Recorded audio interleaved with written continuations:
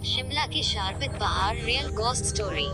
यह कहानी उन 4 दोस्तों की है जिसके साथ कुछ ऐसी घटना घटी कि जिसे उनका पूरा जीवन ही बदल गया।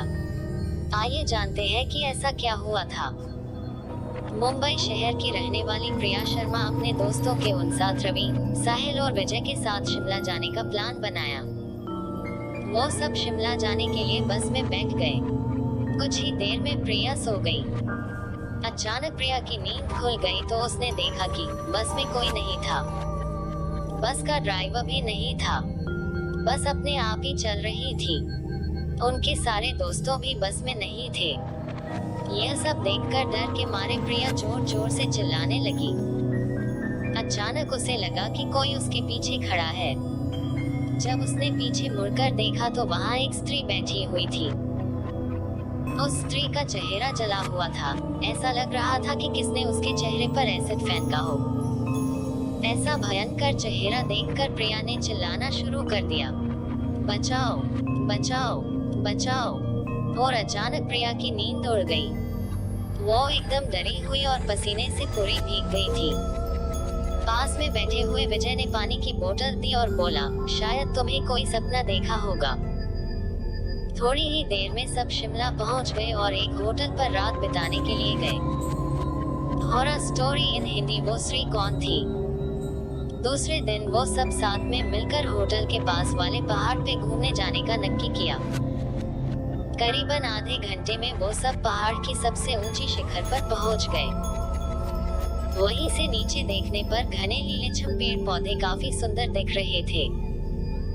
अचानक साहिल चौंक गया और बोला, नीचे देखो कोई खड़ा है, लगता है कोई स्त्री है।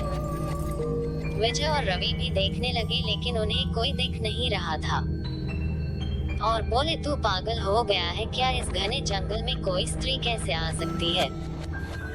तुम्हें शायद कोई भ्रम हुआ होगा। उसके बाद वह सब खुली जगह पर चले गए। रात होने वाली थी इसलिए वह सब ने पहाड़ पर ही रुकने का निर्णय किया। इसलिए उन सब ने वहाँ पर ही तंबू लगाया और खाने पीने के लिए सामान बाहर निकाला। प्रिया की बैग तंबू के बाहर थी इसलिए वह लेने के लिए बाहर गई तो वहाँ पर उसे किसी की आवाज सुनाई दी। प्रिया उस आवाज की ओर अपनी नजर घूम आती है तो उन्हें सामने से कोई 3 आदमी आते हुए दिख रहे थे। उनके हाथ में धारदार हथियार देखकर प्रिया डर जाती है और दौड़ के तंबू के अंदर आ जाती है। उसने अपने दोस्तों से भी यह बात की लेकिन कोई उसकी बातों पर विश्वास नहीं कर रहे थे। प्रिया चिल्लाकर बोली, आप सब पागल हो गए हो क्या? कोई भी मेरी बातों पर भरोसा नहीं कर रहा है।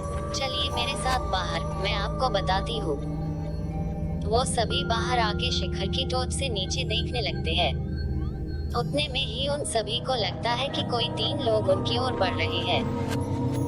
Real ghost story in Hindi. मंदिर के पुजारी की प्रेत आत्मा। यह सब देखकर वो सभी डर जाते हैं और तुरंत ही अपना अपना सामान समेटने लगते हैं और बड़े से पत्थर के पीछे जाके छुप जाते हैं। थोड़ी ही देर में वो सब ऊपर आ जाते हैं। प्रिया देख रही है कि उनके हाथ पैर और शरीर आम आदमी जैसे बिल्कुल नहीं थे। वो सब एक जगह पे बैठ जाते हैं और कुछ तांत्रिक विद्या शुरू करते हैं।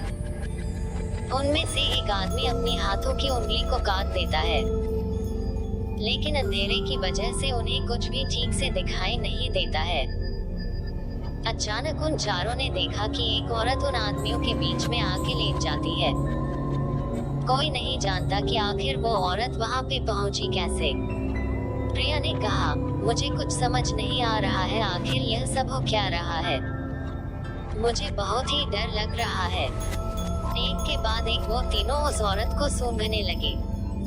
वहीं पे अचानक उस औरत ने अपनी उंगली उठाई और हमारी तरफ इशारा करने लगी। हम सब डर गए। वो तीनों उस औरत को छोड़कर हमारी ओर बढ़ने लगे। हम सब पहाड़ी से नीचे होटल की ओर दौड़ने लगे। हमारी आवाज सुनकर वो तीनों हमारी ओर दौड़ने लगे। प्रिया और साहिल सबसे आगे थे और विजय और रवि उनके पीछे दौड़ रहे थे। प्रिया और साहिल होटल तक पहुंच गए लेकिन रवि और विजय का कोई पता नहीं चल रहा था।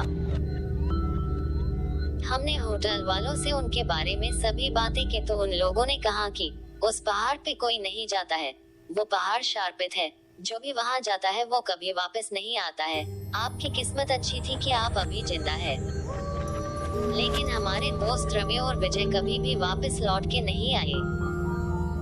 हमने उन्हें ढूंढने का बहुत ही कोशिश की, पुलिस कंप्लेन भी करवाए, लेकिन कोई फर्क नहीं पड़ा। दोस्तों, अगर आपको मेरी यह कहानी शिमला के शार्पित पहाड़ real ghost story in Hindi पसंद आई हो तो शेयर जरूर करना।